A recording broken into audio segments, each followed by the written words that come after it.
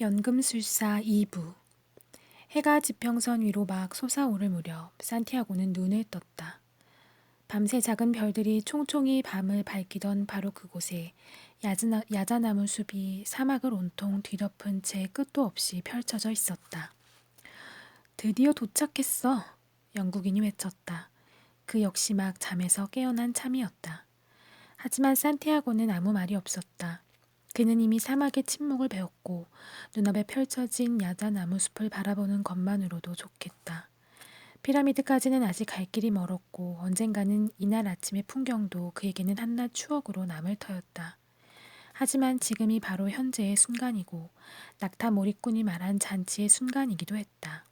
그는 과거의 교훈이나 미래의 꿈을 살아내는 것처럼 지금 이 순간 최선을 다해 살고 싶었다. 수천 그루의 야자나무가 늘어선 이 광경 또한 언젠가는 추억의 자리로만 남을 터였다. 그러나 이 순간 그에게 이 광경은 그늘이요, 물이요, 전쟁으로부터의 피난처였다. 마찬가지로 낙타의 울음은 위험을 알리는 신호가 될 수도 있었고 야자나무 숲은 기적을 의미할 수도 있었다. 그는 생각했다. 세상은 참으로 많은 언어로 이야기를 하는군. 시간이 그 운행을 빨리 하면 사람들의 행렬 또한 걸음을 재촉해야 하는 법이지. 수백 명의 사람들과 짐승들의 행렬이 오아시스 쪽으로 줄지어 오는 것을 바라보며 연금술사는 생각을 삼켰다. 원주민들은 새로 도착한 사람들에게 소리를 질러대며 우르르 몰려갔고 부옇게 인 모래먼지가 사막의 태양을 가려버렸다. 어린아이들은 낯선 이방인들을 보고 흥분해서는 이리저리 팔짝팔짝 뛰어다니고 있었다. 그 북새통 가운데서도 한데 모여 서 있는 부족장들의 모습이 연금술사의 눈에 들어왔다. 그들은 대상 행렬의 인솔자를 맞이하기에 앞서 저들끼리 한참 동안 밀담을 나누고 있었다. 하지만 연금술사는 그 어떤 것도 전혀 흥미롭지 않았다. 사막과 오아시스는 언제나 변함없이 그 자리를 지키고 있는데 인간들만이 그곳을 왔다가 가뭇없이 떠나버리는 것을 수없이 보아온 터였다. 왕들도 왔고 거지들도 찾아왔다. 그들의 발밑에서 모래사막은 바람이 불 때마다 쉴 새 없이 모습을 바꾸었지만 오직 연금술사에게만은 어린 시절에 보았던 사막의 모습 그대로였다. 그렇기에 모든 여행자들이 눈앞에 황토빛 사막과 쪽빛 하늘, 푸른 야자나무 숲을 마주하고 느끼는 기쁨은 그에게 일상일 뿐이었다. 신은 아마도 인간이 야자나무 숲을 보고 기뻐하게 할 요량으로 사막을 만드셨으리라. 그렇게 생각하며 연금술사는 좀 더 실질적인 질문에 집중하기로 마음먹었다. 그는 방금 도착한 대상 행렬 속에 자신의 비밀을 몇 가지 가르쳐 주어야 할 사람이 있다는 것을 알고 있었다. 표지가 그렇게 말하고 있었다. 아직은 그 사람이 누군지 모르지만 그의 노련한 눈은 단번에 그를 알아볼 터였다. 그는 그이가 예전 제자처럼 유능한 사람이기를 바라고 있었다. 어째서 이러한 비밀을 꼭 말로 전하게 되었는지 모르겠군. 게다가 그것들은 이미 비밀이 아니었다.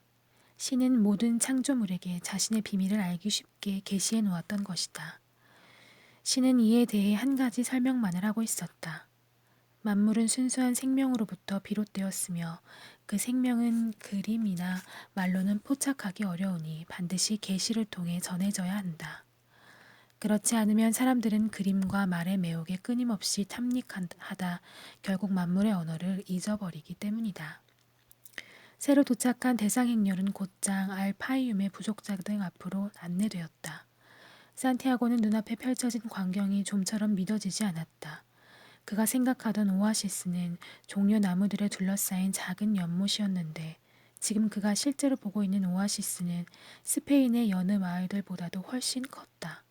그곳에는 300여 개의 우물과 5만여 그루의 야자나무가 있고 종려나무 숲 한가운데에는 알록달록한 천막들이 흩뿌려진 듯 점점이 박혀 있었다. 아라비안 나이트를 보는 것 같군. 이제 곧 연금술사를 만나리라는 생각에 가슴 졸이며 영국인이 말했다. 대상행렬은 금세 아이들에게 둘러싸였다. 아이들은 말과 낙타, 새로 도착한 사람들을 호기심 어린 눈으로 쳐다보고 있었다. 부락의 남자들은 대상이 오는 길에 혹시 전투의 조짐이 있었는지 궁금해했고 여자들은 상인들이 가져온 보석과 옷감들을 서로 보겠다고 다투었다. 사막의 고요함은 이제 아득히 멀어진 꿈 같았다. 사람들은 쉴 새 없이 떠들고 웃고 목청이 터져라 소리쳐댔다. 마치 영혼의 세계를 떠돌다 다시 인간 세상으로 돌아온 듯 했다.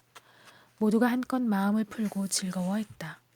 사막에서는 늘 경계를 늦춰서는 안 되는 줄 알고 있던 산티아고는 낙타 몰입꾼의 설명을 듣고는 마음을 놓을 수 있었다. 사막의 오아시스는 거주자 대부분이 여자와 아이들이기 때문에 언제나 중립지대로 간주된다는 것이었다.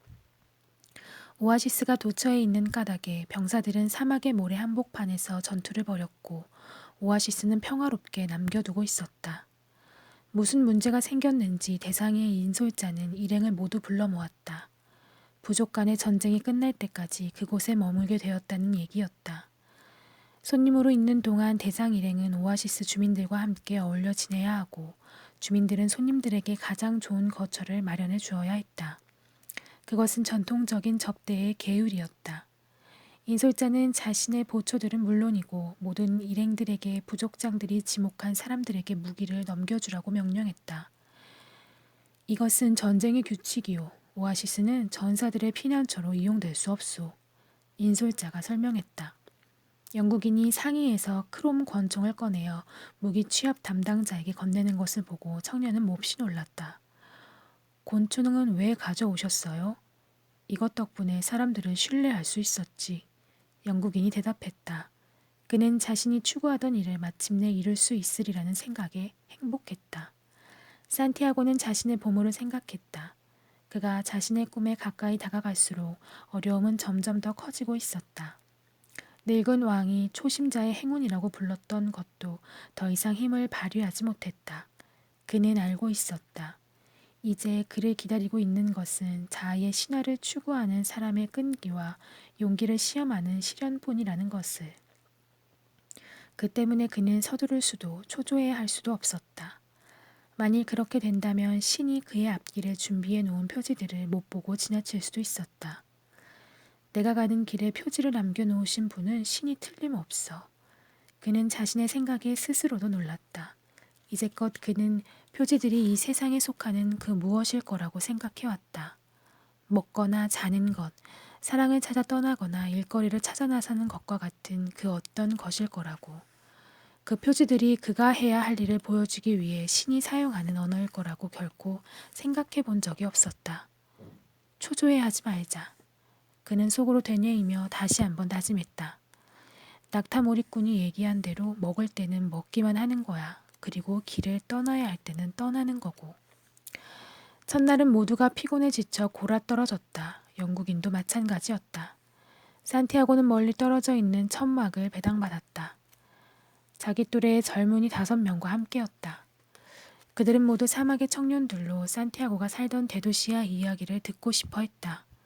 다음 날 그가 양치기 시절의 이야기를 끝내고 크리스털 가게 이야기로 넘어가려는데 영국인이 천막 안으로 들어섰다.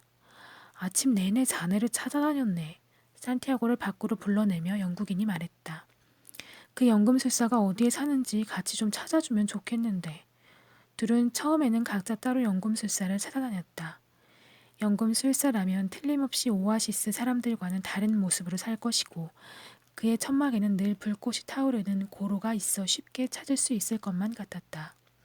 그러나 온종일 연금술사를 찾아 헤맨 후에야 그들은 오아시스가 상상했던 것보다 훨씬 광대해서 천막만 해도 수백 개가 넘는다는 것을 깨닫게 되었다. 하루를 몽땅 허비해버렸군. 영국인은 산티아고와 함께 오아시스의 우물 근처에 주저앉으며 말했다.